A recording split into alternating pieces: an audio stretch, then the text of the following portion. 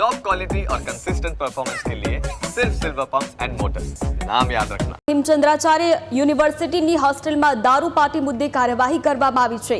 દારૂની મહેફિલ માણનાર વિદ્યાર્થીઓ પર આજીવન પ્રતિબંધ મૂકવામાં આવશે। ગુજરાત બાસ્કેટબોલ એસોસિએશનના સેક્રેટરી વિનોભાઈ ચૌધરીએ આ નિવેદન આપ્યું છે। આણંદની ટીમ 3 વર્ષ માટે કોઈ જગ્યાએ હવે ભાગ નહીં લઈ શકે તેવું વિનોદ ચૌધરીએ કહ્યું છે। હોસ્ટેલના રૂમમાં 3 વિદ્યાર્થીઓએ દારૂ પાર્ટી કરી હતી।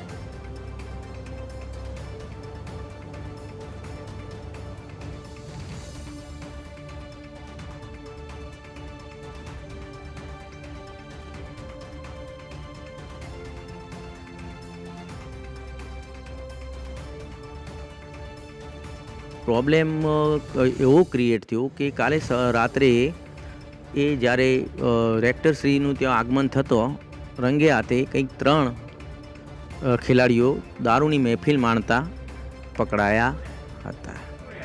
આ દરમિયાન મને જાણ થતાં હું પણ ત્યાં વિધિન 5 મિનિટમાં જ પહોંચી ગયેલો। મેં પણ એ લોકોને ખૂબ ધમકાઈ અને રૂમ ખાલી કરવાની કોશિશ કરી।